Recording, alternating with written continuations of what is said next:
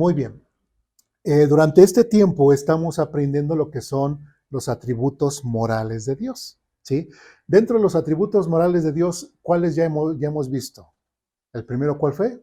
Solamente para recapitular. Santidad. Santidad. Después, Justicia. justicia. Después, Santidad. esa fue la primera. Santidad, justicia. Que no cambia, no me acuerdo cómo. La inmutabilidad de Dios, que fue lo que vimos la semana pasada. Y hoy, como dice ahí en sus hojitas, vamos a ver que Dios es verdad, ¿sí? Entonces, es importante que nosotros sigamos aprendiendo lo que son los atributos morales de Dios. ¿Por qué? ¿Sí recuerdan por qué es importante? Ahora, ¿los atributos naturales de Dios los podemos copiar?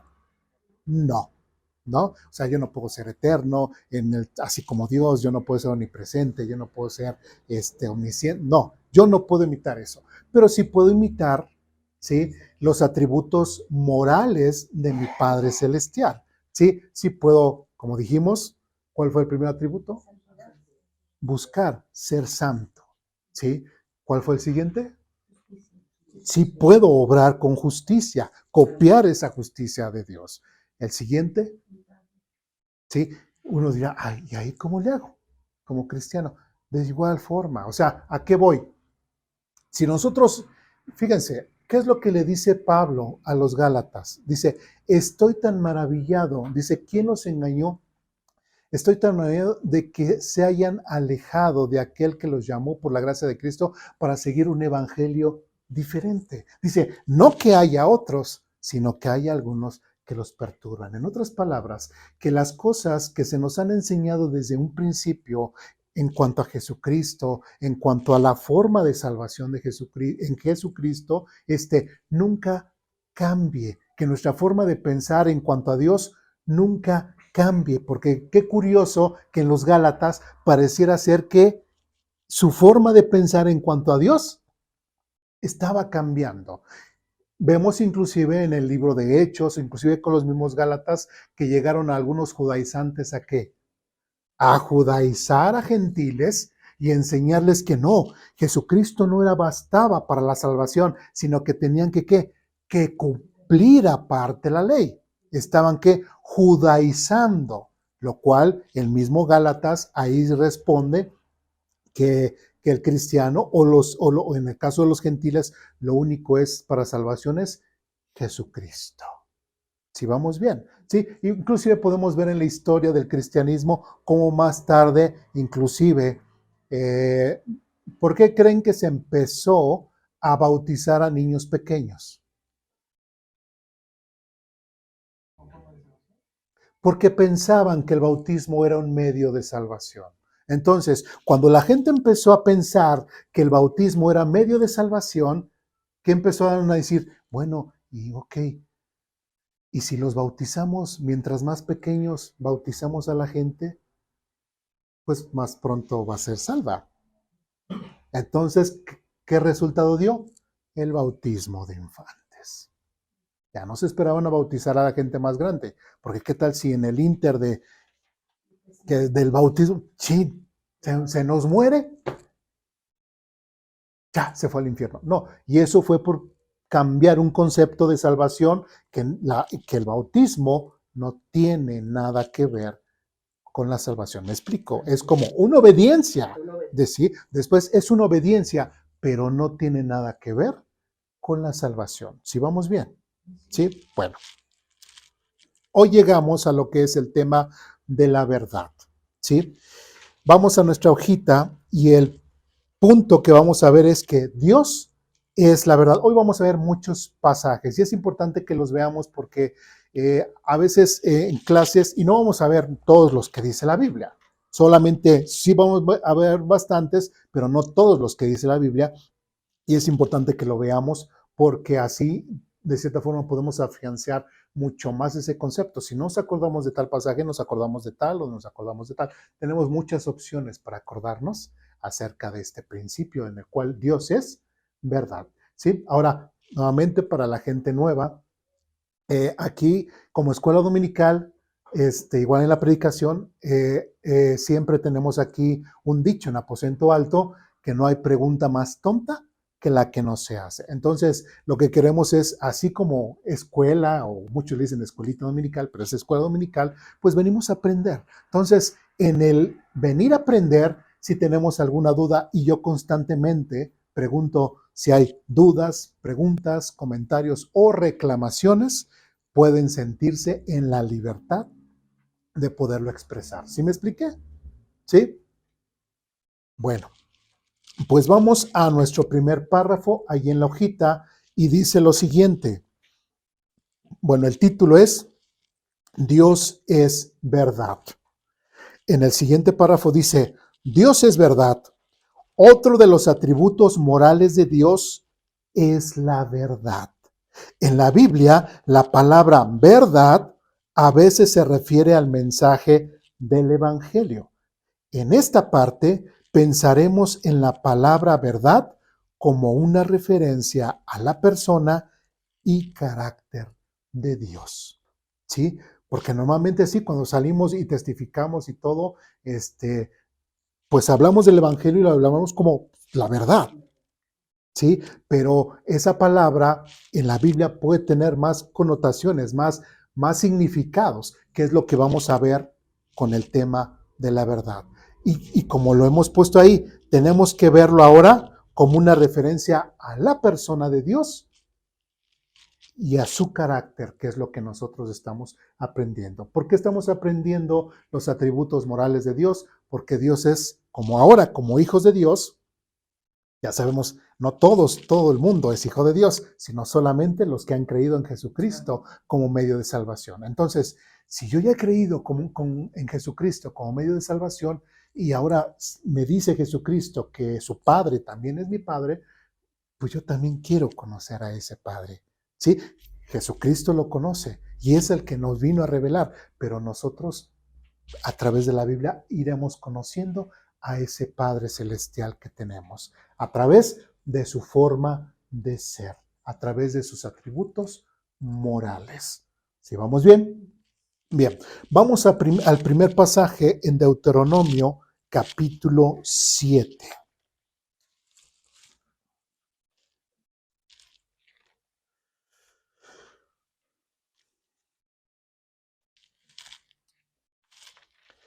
Deuteronomio capítulo 7, versículo 9.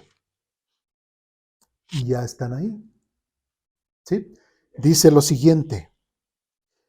Reconoce, por lo tanto, que el Señor tu Dios es que verdaderamente Dios. Él es Dios fiel, quien cumple su pacto por 1000 generaciones y derrama su amor inagotable sobre quienes lo aman y obedecen sus mandatos. Pero ahí el punto el cual queremos resaltar es que dice, ahora, tenemos que entender un poquito del contexto. Recordemos, inclusive que fue hace, no sé si hace 2 semanas, predicamos sobre Deuteronomio capítulo 6. Sobre él, Shema Israel, ¿sí? Oye Israel, ¿sí? Ahora, ¿qué es lo que está diciendo? Tanto Moisés se está poniendo enfrente del pueblo de Israel y les está repitiendo nuevamente la ley a esta nueva generación y le está diciendo, escucha Israel, nuestro Dios uno es, ¿sí? Entonces, está estableciendo nuevamente estos principios Moisés para el pueblo de Israel. Pero hay otro principio que aquí en el capítulo 7, versículo 9, le está diciendo a Israel en cuanto a Dios. Reconoce, por tanto, que el Señor, tu Dios, ¿sí? Ahora, ¿por qué le dirá Moisés al pueblo, tu Dios? ¿Sí? ¿Qué pasaba en el tiempo del pueblo de Israel en ese entonces? ¿Qué pasaba con las demás culturas? ¿Qué pasaba con las demás naciones? ¿Adoraban al Dios de Israel? No, adoraban a otros dioses. Entonces, por eso era importante esta identificación entre el pueblo de Israel y Yahvé Elohim. ¿Sí recuerdan esa clase que vimos? Sí, era importante que se estableciera esa relación, que hubiera ese contacto. Entonces, por eso, Moisés le está diciendo, reconoce por lo tanto el Señor, tu Dios, es verdaderamente Dios. ¿Sí? ¿Qué es lo que podemos entender en cuanto al concepto de que Dios es verdad? En principio, que el Dios de la Biblia es el verdadero Dios. Eso es lo que que en principio tenía que entender el pueblo de Israel. A ver, Israel, el Yahvé Elohim no es un Dios como los demás dioses de las demás naciones. No te equivoques, Israel. ¿Sí? El Yahvé Elohim, el Dios que te sacó de la tierra de Egipto, que eligió a Abraham, que eligió a Isaac, que eligió a Jacob, y por el cual entraron a Egipto, etcétera, etcétera, etcétera, ese Dios es el verdadero Dios. No es el Balaam, no es el Astarot, no es el Astartet, no es todos los demás dioses que las naciones están adorando. No. La verdad está, el principio es de que el Dios del cual te sacó de Egipto es el verdadero Dios. ¿Me explico? ¿Sí? Entonces, es muy, muy importante para el pueblo de Israel que ellos entiendan que el Dios del cual los sacó de Egipto es el verdadero Dios. ¿Sí vamos bien? Y ahora también eso es algo para nosotros. ¿Por qué? Porque si nosotros de alguna forma tenemos un contexto judío, no somos judíos, ¿verdad? Pero tenemos el contexto porque nos basamos en los libros que fueron concedidos o fueron revelados a quién? Al pueblo de Israel, ¿sí? ¿De dónde viene quién? Nuestro Salvador, ¿sí? Entonces, ¿qué es lo que también nosotros podemos aprender? Que así como Moisés le está diciendo al pueblo de Israel que el Dios del cual los sacó de Egipto es el verdadero Dios, ahora nosotros que también tenemos que entender que el Dios de Israel es el verdadero Dios. No es Mahoma, no es Buda, no es ni el Dalai Lama, o igual si nos vamos al catolicismo, no es ni María, no es ni los santos, sino solamente Dios. Me explico. Entonces, es importante que nosotros establezcamos que la verdad principal de Dios es de que Él es el verdadero Dios. ¿Dudas, preguntas, comentarios, reclamaciones hasta aquí? ¿No? Bien. Siguiente pasaje. Primer libro de Reyes, capítulo 18.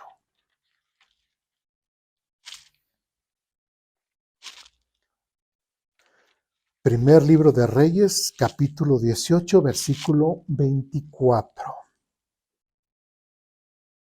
Ustedes me dicen cuando ya estemos ahí. ¿Ya? Dice lo siguiente.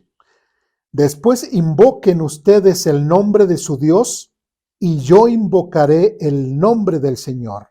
El Dios que responda, el Dios que responda enviando fuego sobre la madera, ese es el Dios verdadero. Aquí, ¿cuál es el contexto? ¿Quién está hablando aquí?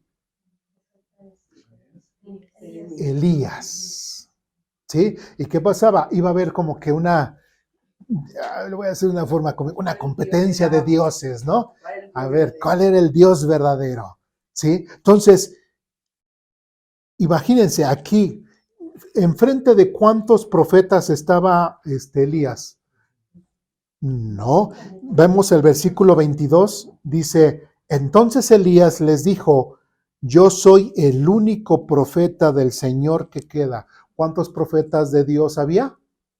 Uno. ¿Quién? Elías. ¿Sí? Y después dice, pero Baal tiene 450 profetas. Pues ahí más o menos estaban par y par, ¿no? Igualitos. Uno contra 400 más o menos, ¿no? Hay la gente que pudiera ver por afuera dirá, pues ahí se va, ¿no? Igual. Uno contra 400, pues está bien, ¿no? Es justo.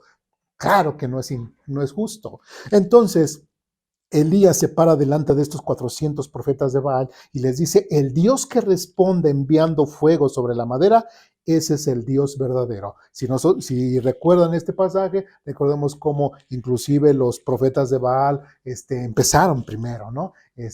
Inclusive hasta cómo Elías les hacía burla, ¿no? A lo mejor está haciendo sus necesidades, ¿no? A lo mejor está muy lejos y ellos se hacían llagas, gritaban, se mutilaban para que les pudiera responder su Dios Baal. ¿Y les respondió?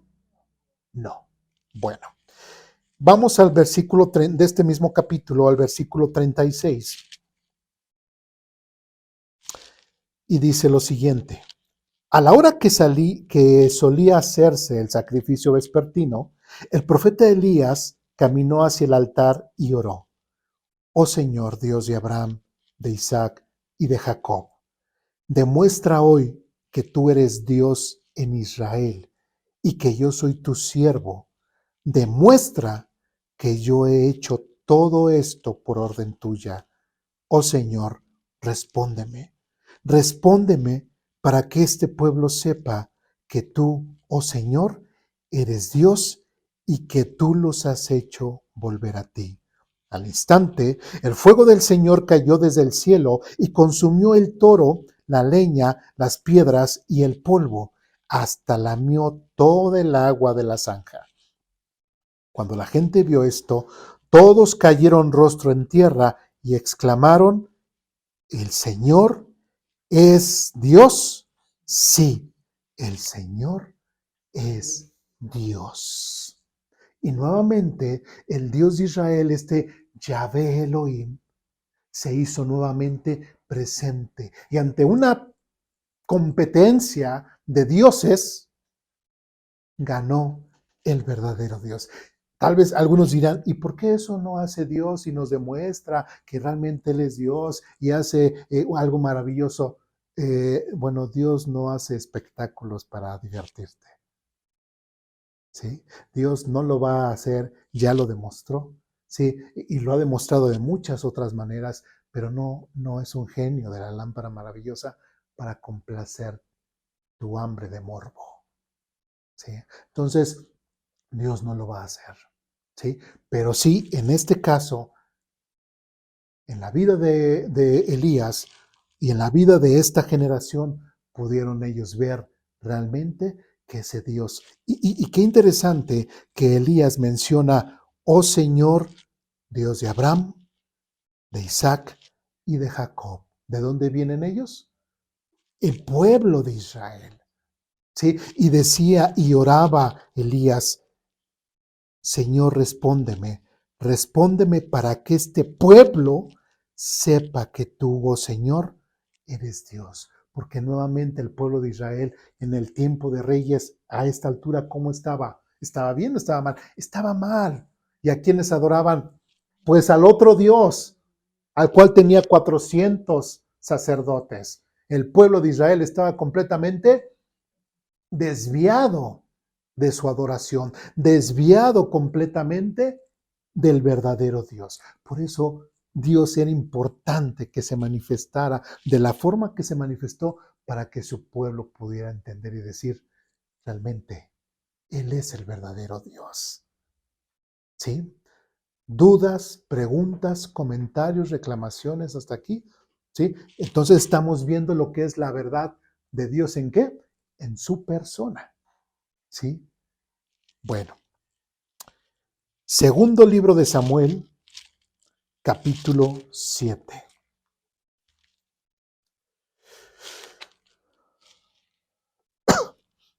Segundo libro de Samuel, capítulo 7, versículo 28. ¿Ya estamos ahí? Dice lo siguiente. Pues tú eres Dios, oh Señor soberano. Tus palabras son verdad. ¿Sí? Y le has prometido estas cosas buenas a tu siervo. Algo que también podemos ver en cuanto a la verdad de Dios es de que sus palabras ¿qué? Son verdad. Si Él es verdad, ¿sí? Todo lo que sale de Él es verdad. ¿Sí? Hay un dicho en el mundo que dice, nadie puede dar lo que no tiene. ¿Sí? Y Dios, lógicamente, por ejemplo, ¿Dios puede dar maldad para nosotros? No, porque Él no es malo. Él no hay maldad en sí. Ya lo vimos en la epístola a Santiago. ¿Lo recuerdan? Entonces, si Dios es verdad, si Él es el verdadero Dios, ¿qué es lo que va a dar? ¿Qué es lo que va a hablar? Verdad. Estamos hablando del tema de la verdad. Entonces, cuando escuchamos y entendemos que la Biblia, la palabra de Dios es la palabra de Dios, ¿qué podríamos decir? ¿Que la Biblia es verdad o que son mentiras? ¿Que son ficciones? ¿Que son, como dicen, historietas para niños? ¿Sí? ¿Realmente habrá existido Adán? Sí. ¿Habrá existido Eva? Sí. ¿Por qué? Está en la Biblia. Dios lo inspiró, Dios lo reveló. Entonces, ¿es verdad o es mentira? Es verdad. Eh, eh, la semana pasada hablábamos acerca de los días de 24 horas de Génesis capítulo 1. ¿Esos días fueron de 24 horas? Sí. ¿Dónde lo dice? La Biblia. ¿Y la Biblia es qué? ¿Verdad? Es verdad. ¿Sí me explico? ¿Sí? ¿Qué otra cosa? Y así cada cosa que nosotros pudiéramos ver en la Biblia, todo es inspirado por Dios. ¿Y qué creen? Es verdad. Entonces, yo no debo de tener ningún tipo de duda en que la Biblia realmente es lo que dice ser. ¿Y qué es lo que la Biblia dice ser? Que es la palabra de Dios. Y como dice aquí otra vez, versículo 28, pues tú eres Dios, oh Señor soberano, tus palabras son verdad. Tus palabras son verdad. Si Dios dice que me ama, pues me va a amar. Leímos un pasaje en Romanos capítulo 8, ¿recuerdan? ¿Y qué nos separará del amor de Dios? Ni lo alto, ni lo bajo, ni lo profundo, ni nada. Dice, ni el poder mismo de Satanás, ni el infierno, ni absolutamente nada. Ahora preguntaría yo, como hijo de Dios, como cristiano, ¿eso será verdad? Claro que es verdad, ¿sí? Y son de las cosas que muchas veces, como hijos de Dios, a veces desconfiamos o se nos olvida o no queremos recordar o no queremos creer, pero entendamos que la palabra de Dios, que lo que tenemos aquí es verdad y que ha sido escrito para que nosotros la podamos leer y conocer, para que podamos conocer a este Dios que salió de la imaginación de alguien. No, este Dios verdadero, que su palabra es verdad. Dudas, preguntas, comentarios, reclamaciones, ¿no? Bien.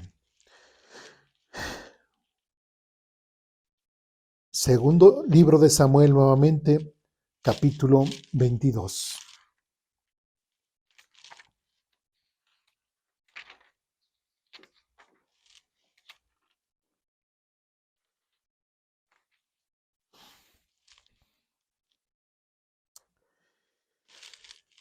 Segundo libro de Samuel, capítulo 22, versículo 31. ¿Ya estamos ahí? Dice lo siguiente. El camino de Dios es perfecto. Todas las promesas del Señor demuestran ser verdaderas. Él es escudo para todos los que buscan su protección. ¿Qué nos está diciendo aquí en cuanto al tema de la verdad que estamos viendo? Todas las promesas del Señor demuestran ser verdaderas. ¿Sí? Eh, eh,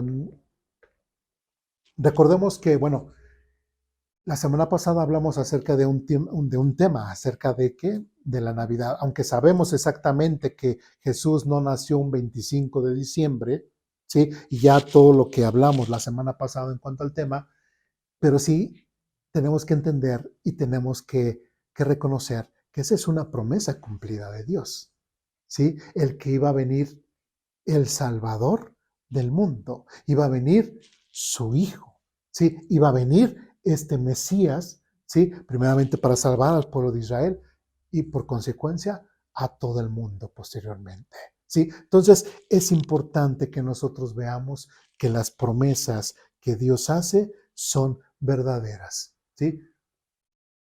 Podemos ver este gran milagro en cuanto al nacimiento del pueblo de Israel, ¿sí? ¿Cómo inició? Un hombre, Abraham, jovencito, ¿no? ¿Qué edad tenía Abraham? ¿Unos 20 años? ¿Qué edad tenía? 90 años tenía el joven, ¿sí? Su esposa, pues hay más o menos, ¿no? Le seguía. Ellos pareciera ser, bueno, en el caso de Abraham, pues no tanto, pero en el caso de su esposa Sara, ya había pasado el tiempo en el cual ella pudiera tener hijos, ¿sí?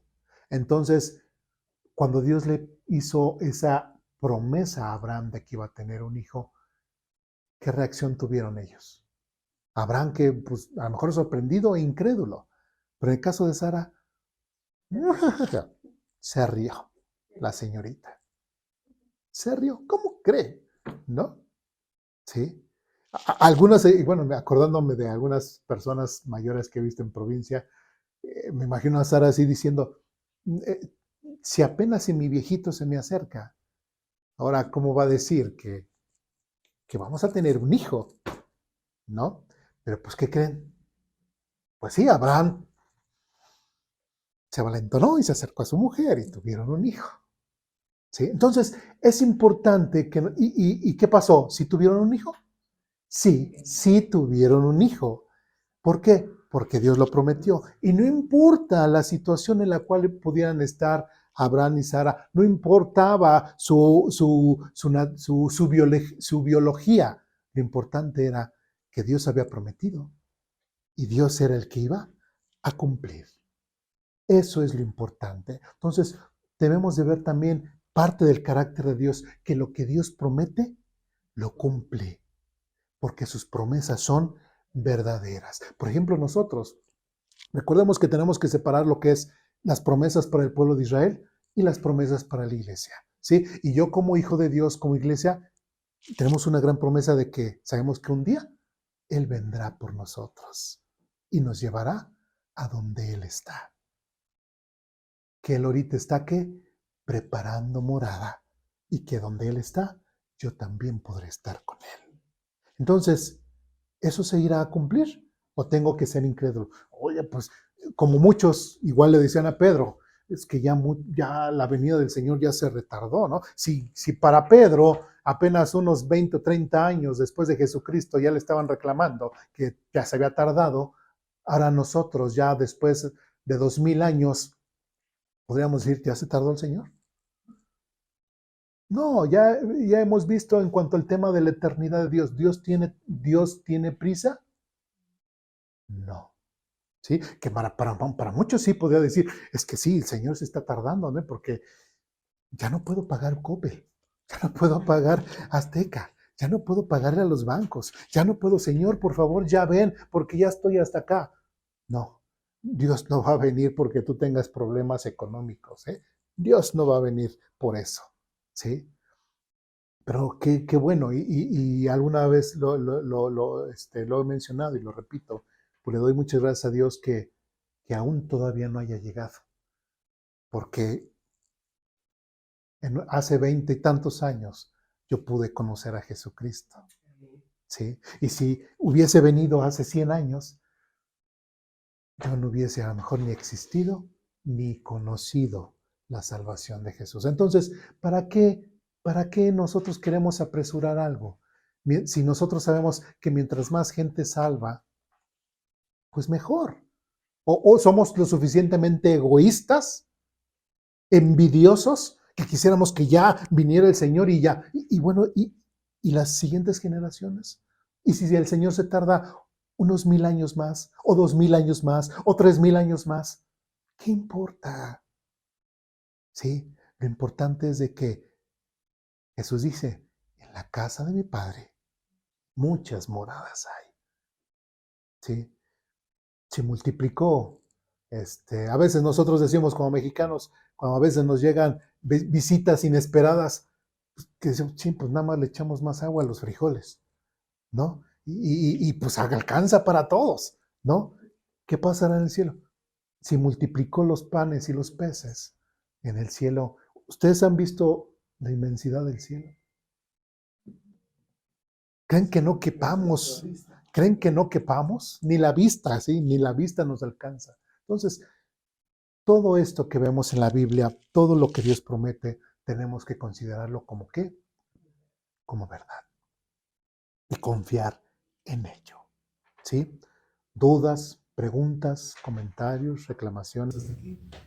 Voy a decir nada más así un paréntesis de decir como, si no, y mis nietos que no han recibido a Dios, y eso, ya, pero uno llega a hablar, pero Dios tiene su plan, ¿no? Sí. Pero uno lo podría decir, eso no lo han aceptado, mis hijos no lo han aceptado, quisiera ver, pero nosotros no somos. Así es, y hay cierto egoísmo, ¿no? De parte de nosotros, ¿no? Inclusive yo llegué a escuchar a una persona que decía, ya Señor, ya, así, mi hijo, mis nietos ya son salvos, ya puedes venir cuando tú quieras. Sí, cómo no, o sea, Dios está a tu orden. No, sí, perdón. No, y también el hecho de lo que decías, que Dios puede tardar el tiempo que puede tardar. Nosotros tenemos que creer en la seguridad de que nada nos puede separar del amor de Dios, ni la muerte ni la vida. O sea, cuando hemos creído en Jesucristo como nuestro Salvador, la muerte no nos va a separar de Él, es la promesa que tenemos. Entonces, no tenerle miedo a la muerte, no tenerle miedo a la vida, porque nada nos puede separar del amor de Dios. Sí. Sí, me acordé ahorita de ese dicho, es muy, muy cierto lo que dices. Todos queremos ir al cielo, ¿verdad? Pero ¿quién se quiere morir? Nadie, ¿verdad? O sea, parece una contradicción, ¿verdad? Sí, todos queremos ir al cielo, pero nadie nos queremos morir, ¿no? Pero porque entendemos también que la vida es maravillosa. Sean las circunstancias en las que estemos, la vida es maravillosa, Dios la diseñó para nosotros. Y teniendo a Cristo e ir aprendiendo cómo es nuestro Padre Celestial, ir solucionando los problemas a la forma de Dios, la vida es completamente diferente a como la ve el mundo allá afuera, a como nosotros la podemos ver ahora en Cristo. ¿Sí me explico? Entonces, todas estas promesas son importantes que nosotros las consideremos como verdad, no como historias, no como fábulas, no como mentiras del mundo, sino como verdad. ¿Sí vamos bien? ¿Dudas, preguntas, comentarios, reclamaciones? ¿No? Bien. Seguimos adelante. Vamos al Salmo 33.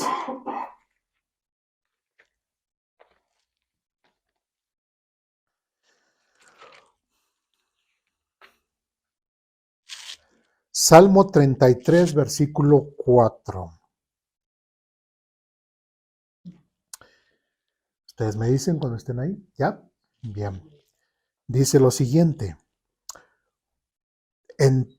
Entónenle, 4, ¿verdad? Pues la palabra del Señor es que verdadera, ¿sí? Y podemos confiar en todo lo que Él hace. Nuevamente, el mismo salmista está hablando, profetizando, o nos está diciendo, inspirado por el Espíritu Santo, que Dios, que la palabra del Señor es que verdadera. Entonces ya habíamos visto otro pasaje, ¿verdad? Que dice que es verdadera y otro pasaje. Entonces no es un pasaje aislado. Hay otro pasaje que también afirma que la palabra de Dios es verdadera. Entonces, ¿la Biblia es qué? ¿Verdadera o es una fábula? Es verdadera. ¿Sí? ¿Puedo confiar en ella? Sí, porque la palabra de Dios es verdadera y sus promesas que están plasmadas aquí son verdaderas. Entonces, tenemos que confiar en la palabra de Dios. ¿Dudas, preguntas, comentarios, reclamaciones? No, fácil, ¿verdad? Son muy buenos entendiendo temas bíblicos. Bueno, Salmo capítulo 89.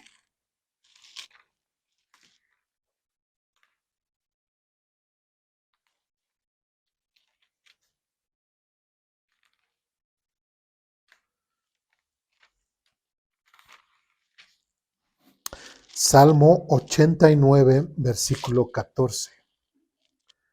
¿Estamos ahí?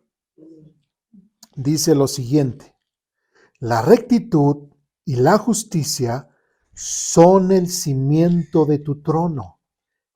El amor inagotable y la verdad van como séquito delante de ti. ¿Sí? Ahora sí recordamos, ahorita nada más nos estamos enfocando en lo que es el tema de la verdad, pero si recordamos cuando empieza este versículo 14, dice, la rectitud y la justicia son el cimiento de tu trono. ¿Sí recuerdan los primeros atributos naturales que vimos de Dios? Que fue la santidad y que el otro, su justicia. ¿Sí? Y como dice aquí la rectitud, cuando uno es santo es ¿qué? Recto, perfecto. Entonces, tanto la santidad, como aquí lo menciona, la rectitud y la justicia son el cimiento de tu trono. ¿Por qué nosotros somos declarados pecadores? Porque Dios es ¿qué? Santo. Y como santo también es justo.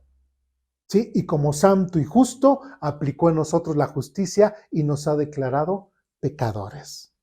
Si vamos bien. ¿Sí? Por eso no podemos estar nada más así porque así delante de la presencia de Dios, porque Él es santo, Él es perfecto, Él es recto. ¿Sí? Y lo que más defiende Dios es su santidad. ¿Sí? ¿Y de qué forma defiende su santidad? Aplicando su justicia. Y después dice que es el cimiento de su trono. Prácticamente con esas dos características podemos pensar que es de la forma en cómo Dios se mueve la mayoría de las cosas. Sí me estoy explicando. El por qué Dios hace esto, el por qué Dios permite esto, por qué me pasa esto a mí, por qué le pasa eso a él, por qué le pasa... Sí, ¿por qué? Porque todo tiene que ver con la santidad de Dios y con la aplicación de su justicia. Y esto es el cimiento de su trono. Y después dice, y el amor inagotable dice, y la verdad van como séquito delante de ti. ¿Qué es un séquito? ¿Alguien sabe qué es un séquito? Un grupo de seguidores. Sí, prácticamente eso establece su santidad, su justicia, y dice que va delante de él, ¿qué? Su séquito. ¿Sí? ¿Qué es lo que va delante de él? El amor y la verdad. ¿Sí? Porque normalmente, y dice delante de, normalmente el séquito va adelante de quién, de la persona importante, ¿sí? O a veces son los que van y preparan antes de que llegue la persona importante, ya, cuando dicen, no, es que llegó un séquito del rey tal, ¿no? O algo así, y va a venir el rey, etcétera, etcétera. Entonces, normalmente cuando se habla acerca del evangelio, muchas veces, ¿qué es de lo que le hablamos a la gente? Del amor de Dios, ¿sí? Y le hablamos de qué? Pues de la verdad, ¿sí? Que van delante. Pero ya cuando ya les hablamos del amor de Dios, cuando ya les hablamos de la verdad de ese Dios verdadero, después, que es lo primero que anunciamos, después hablamos acerca de, pero ¿sabes qué? Dios es santo, es recto y no tolera el pecado. Y Dios ha hecho justicia. Entonces nosotros somos pecados. ¿Sí se dan cuenta cómo coincide todo aquí en el texto bíblico? ¿Sí? Hasta el plan de salvación aquí está. ¿Sí? Entonces, otra vez dice, y el amor inagotable y la verdad van como séquito delante de ti. Entonces, el hecho de que nosotros en esta mañana estemos aprendiendo acerca de la verdad, que Dios es verdad, que su palabra es verdad, que sus promesas es verdad, que inclusive la verdad va delante de Dios, es muy, muy importante que lo podamos entender. Por eso es importante que veamos toda esta variedad de textos, porque toda esta variedad de textos me están hablando de una variedad de conceptos de lo que es Dios en cuanto al tema de la verdad. ¿Sí? ¿Dudas, preguntas, comentarios, reclamaciones? ¿No?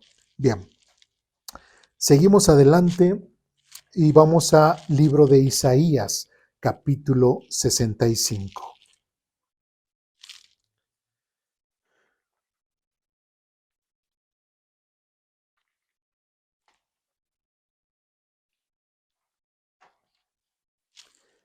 Isaías capítulo 65, versículo 16.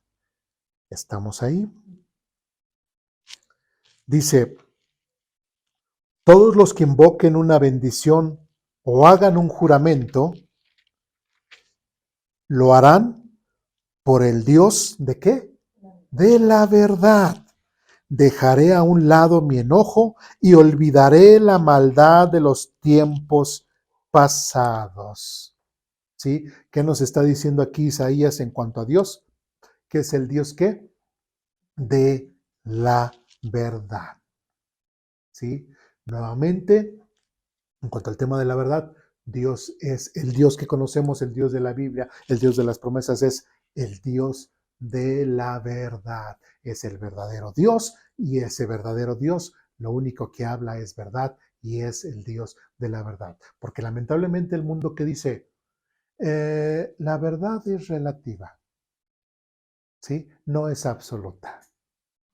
Pero ¿qué podríamos decir nosotros como creyentes, como hijos de Dios? Estás mal. La verdad sí puede ser absoluta. ¿Y en dónde habita? En Dios, en su misma naturaleza, en su mismo ser, en su palabra, en sus promesas. Dios es verdad. El Dios de Israel es el Dios de la verdad. ¿Sí? ¿Dudas, preguntas, comentarios? Bien, vamos rápido. Vamos al libro de Daniel, capítulo 4.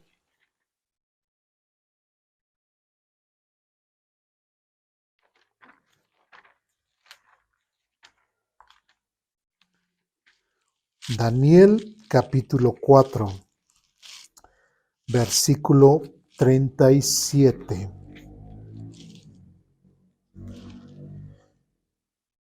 ¿Ya estamos ahí? Dice lo siguiente. Ahora, yo, Nabucodonosor, alabo, glorifico y doy honra al Rey del cielo. Todos sus actos son justos y verdaderos, y es capaz de humillar al soberbio. ¿Quién está hablando ahí? Nabucodonosor. ¿Quién era Nabucodonosor? Rey de Babilonia. ¿Sí? ¿Y por qué está diciendo esto Nabucodonosor? ¿Alguien recuerda? Ajá. De repente, un día así, estaba paseando y dijo, todo esto es gracias a mi obra, a mi poder. En ese momento, empezó a comer hasta playero del pasto, se dejó crecer el pelo, etcétera, etcétera, etcétera. Pasó tiempo y se comportó como una bestia, ¿sí? Pero hasta, como dice, hasta cuando él volteó arriba y vio todo, fue cuando reconoció. Y él mismo dice, alabo, glorifico y doy honra al Rey del cielo. Pregunta, ok, Nabucodonosor era el rey de Babilonia. ¿Qué tenía que ver con Israel? Nada. ¿Hijo de israelitas? Absolutamente no. ¿Sí? ¿Qué contacto podría tener? No, absolutamente nada. Nabucodonosor era gentil, no era ni judío ni nada, era gentil. Y este Dios de esta gran imperio babilónico, reconoce y dice que todos los actos son justos. Entonces, ¿qué está diciendo? Que lo que le pasó, ¿qué? ¿Habrá sido justo o injusto? Justo. Está reconociendo que lo que Dios hizo en su vida, a pesar de que a él no le agradó, pero reconoció que Dios actuó con justicia. Y que sus actos son verdaderos. ¿Sí? Cuando también podemos decir que cuando un acto o algo es verdadero, podemos pensar que ese acto, o sea, es insuperable. No se puede ser de otra mejor forma. ¿Sí me explico? Por ejemplo, si yo quiero clavar un clavo, ¿sí? Tengo que usar la herramienta verdadera o la herramienta correcta, ¿sí? No voy a agarrar yo, por ejemplo, una pluma con un clavo y aquí en el mismo concreto y ta, ta, ta. ¿Cuándo voy a meter ese clavo? Jamás, jamás lo voy a meter. Pero si yo tengo un martillo, que es la herramienta correcta, y quiero clavar el clavo, va a entrar. Bueno, aquí está bien duro, ¿verdad? Pero a veces no se puede, es concreto. Pero sí, en teoría se tendría que poder. ¿Sí? Pero es importante que nosotros entendamos que las cosas que Dios hace son justas y son verdaderas y no hay de otra forma. No es que Dios, imagínense uno poniéndose con Dios, es que Dios, es que si tú hubieras hecho mejor esto, ¿cabría esa frase decírsela a Dios? No, porque Dios es perfecto, Dios lo sabe todo. Cuando vimos el tema de que Dios es omnisciente, que lo sabe todo, ¿qué entendemos? Pues que Dios escoge la mejor opción. ¿Sí me explico? Que es insuperable, ¿sí? Y lo que Él ha escogido o lo que ha decidido hacer es lo mejor que pudo haber, en la mejor decisión. ¿Sí me explico? Es por eso que cuando nosotros deberíamos siempre consultar a Dios y pedirle consejo en cuanto a todas las áreas de nuestra vida, estar atentos y poder saber cuando Dios nos responde y saber que Dios nos está hablando y que nos está orientando ¿a qué? A la mejor respuesta.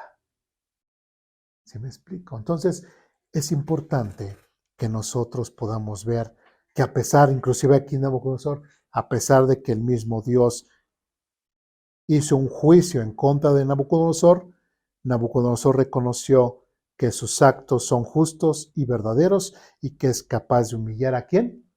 Al soberbio. Entonces, por ahí cuidadito si nos sentimos muy hijos de Dios y lo que sea y somos muy ¿qué? Muy soberbios, ¿sí? ¿Qué nos podría pasar? ¿Dios nos podría humillar? Adelante, adelante. ¿Dios nos podría humillar? Amén. Claro que sí. Bueno, no diga así tan amén, porque no quisiera uno que Dios nos estuviera humillando, ¿verdad? Pero es importante que nosotros podamos entender que los actos de Dios son justos y verdaderos. ¿Sí? Bien. Siguiente pasaje, por favor. Vamos al Evangelio de Juan, capítulo 8.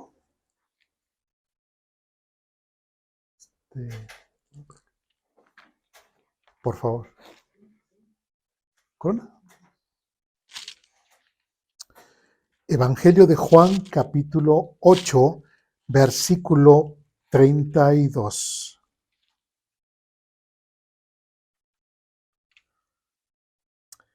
¿Ya estamos ahí?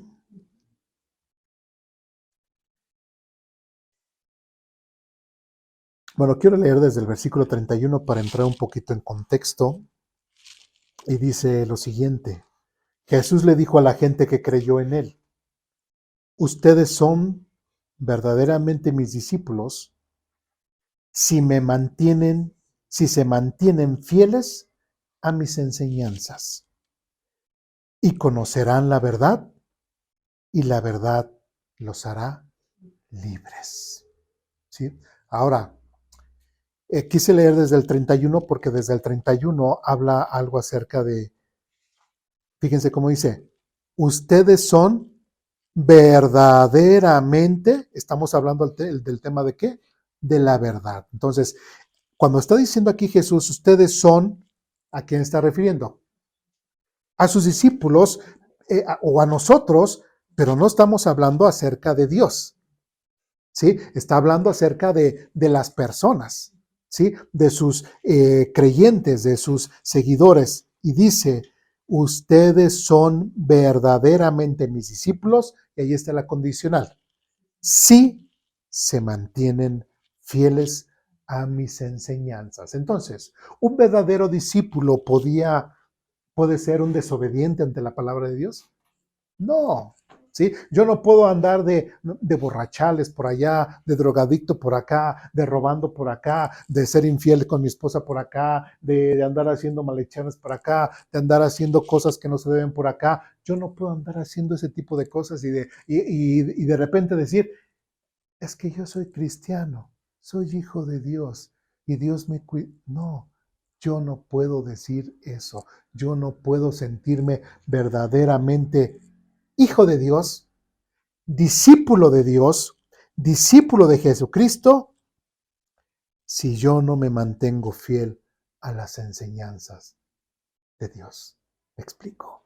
Yo no puedo llamarme su verdadero discípulo. De ahí podemos entender por qué en el futuro el mismo Señor Jesucristo, fíjense, dice, y en aquel día muchos me dirán, Señor, en tu nombre prediqué, y en tu nombre hicimos milagros, y en tu nombre comimos pan, y en tu nombre esto, y en tu nombre el otro. Ahora, cuando dice y en tu nombre, y en tu nombre, y en tu nombre, pues está hablando de gente que pudieran estar ¿dónde? Dentro de la iglesia. Y aún estando dentro de la iglesia, ¿qué respuesta da Jesús? No los conozco. ¿Por qué?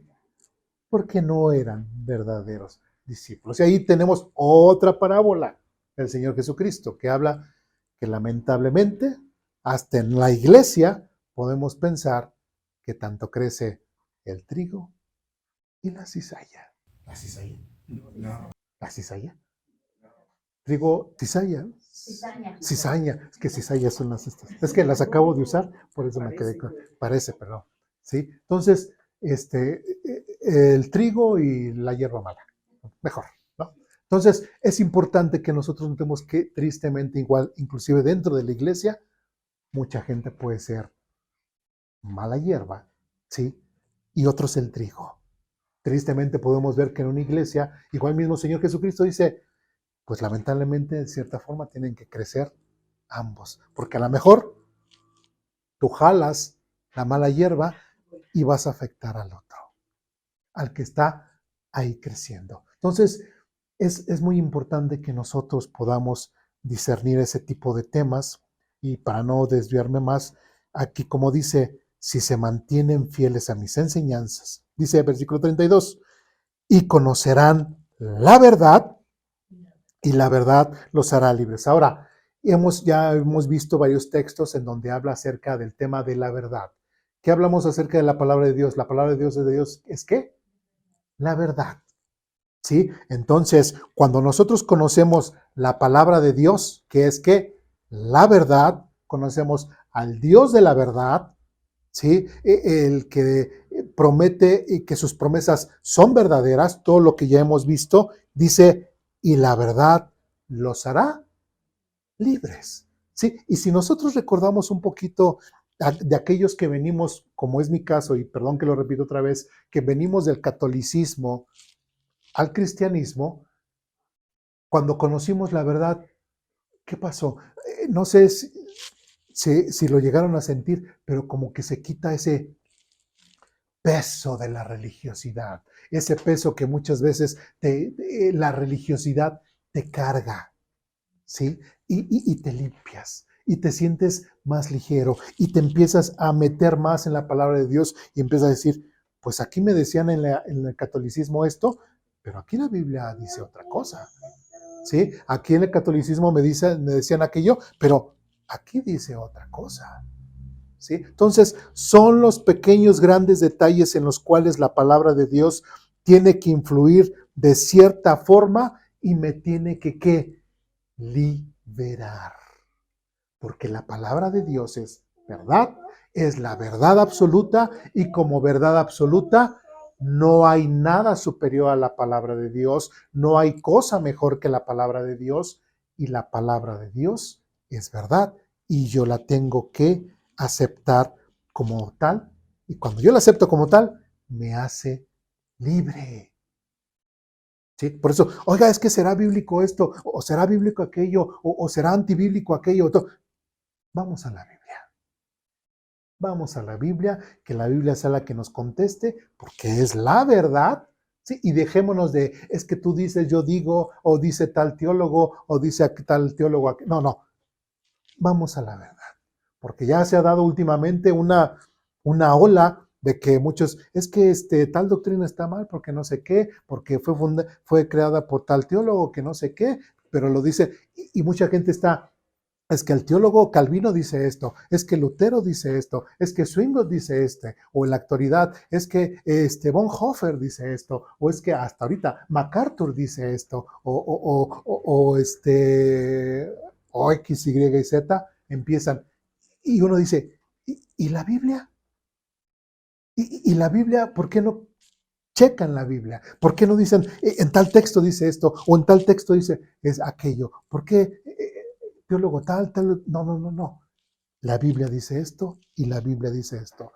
Es suficientemente verdad para que nosotros podamos ser liberados. ¿Sí me explico? ¿Dudas, preguntas, comentarios, reclamaciones? ¿Hasta aquí? ¿No? Bien. Vamos a Primera a Tesalonicenses, capítulo 1.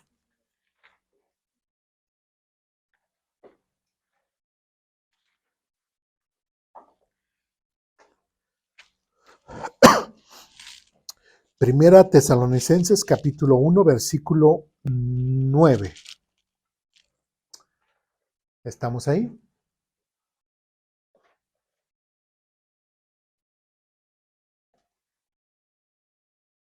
¿Gusta que salga su clase? Sí, sí. Bien. Primera a Tesalonicenses, capítulo 1, versículo 9, dice lo siguiente. Pues no dejan de hablar de la maravillosa bienvenida que ustedes nos dieron y de cómo se apartaron de los ídolos para servir al Dios vivo y verdadero. Aquí, ¿quién está hablando? Pablo está mandando esta carta a los tesalonicenses, que es una iglesia de gentiles. No son judíos, meramente son gentiles. Si había judíos, pues son más helenizados que nada. Entonces, ¿qué es lo que está diciendo aquí Pablo en esta carta? Que él está maravilloso y que el mismo tesalonicenses han dado testimonio de cómo ellos se convirtieron, ¿de dónde? De los ídolos, como muchos, de los ídolos, para seguir a quién? Al Dios, para servir al Dios vivo y verdadero. Ya vimos que en el Antiguo Testamento cómo mencionaban a Dios, como el Dios verdadero. Recordemos que el mismo Moisés le decía después del Shema a Israel, que le dijo a Israel, Israel, tu Dios es el Dios verdadero. Entonces, ese Dios verdadero, ahora vamos al Nuevo Testamento, ahora con los gentiles, ahora con los creyentes, ¿y qué nos están diciendo? Que todas las personas que salen de la idolatría, porque también el pueblo de Israel salió de la idolatría, ¿sí? Ya vimos el tema de cuando salieron de Egipto, ya vimos el tema de Elías, ¿sí? ¿Qué dijo Elías? ¿Sí recuerdan? Señor, por favor, para que el pueblo vea que tú eres el Dios verdadero. Entonces, aquí, como nosotros como cristianos, todos aquellos que hemos salido de o de cualquier situación, hemos salido de ese lugar para servir al Dios vivo y verdadero. ¿Sí? Entonces, tanto Dios en su misma naturaleza, en su mismo ser, está siempre la verdad. ¿Qué decía el Salmo? El Dios de la verdad. Bien. ¿Dudas, preguntas, comentarios? ¿No? Bien. Y por último, vamos a Apocalipsis capítulo 19.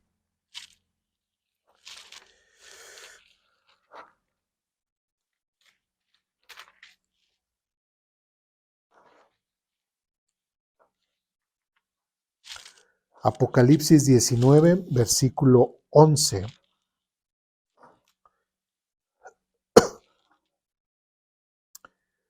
¿Ya estamos ahí? Dice lo siguiente. Entonces vi el cielo abierto y había allí un caballo blanco. Su jinete se llamaba Fiel y Verdadero, porque juzga con rectitud y hace una guerra justa. ¿De quién estamos hablando aquí en este jinete? Ya vimos este pasaje hace como algunos meses. ¿De quién estamos hablando? A ver, ahora denme la clase ustedes. De Jesucristo. ¿Qué está pasando en capítulo 19 de Apocalipsis? Cuando Él viene, ¿sí? ¿En qué batalla? Recordamos que lo dividimos por batallas. En la de Armagedón, ¿sí? Entonces, prácticamente es cuando ya viene el Señor y ahí cuando dice, y todo ojo le verá y vendrá y con el poder y la espada de su boca destruirá todas esas naciones que estarán encima del pueblo de Israel. ¿Y cómo es como describen a Jesús? Como fiel y verdadero, ¿sí? Ahora, no podemos quitar a Cristo, porque dirán, es que en el Antiguo Testamento no estamos hablando pues, del Dios del Antiguo Testamento, pero es el Padre ¿de quién? De Jesucristo. Ya hemos visto, Dios es un Dios plural, el Padre, el Hijo y el Espíritu Santo, y los tres son Dios. Entonces, si al Padre le están diciendo que es el Dios verdadero, que es que su palabra es verdad, aquí está hablando de Jesucristo, que es que fiel y verdadero, pues estamos hablando del mismo Dios, ¿sí? Y aquí, en concreto, también al mismo Señor Jesucristo le dice, su jinete se llama fiel y verdadero, ¿sí? Bueno, dudas, preguntas, comentarios, reclamaciones hasta aquí, ¿no? Bueno, yo creo que ahí le vamos a dejar con la hojita. Hemos visto suficientes pasajes. En la siguiente semana les pido que conserven su hojita. Seguiremos viendo la hojita. Si gustan leerla con anterioridad, si no, pues ya saben que aquí la estaremos leyendo, pero es importante que vayamos poco a poco, no llevamos prisa. Y bueno, si surgen alguna duda, comentario toda la semana, saben, la próxima semana, pues ya le daremos respuesta. ¿Dudas, preguntas, comentarios, reclamaciones hasta aquí? ¿No? Bien, pues vamos a orar para terminar.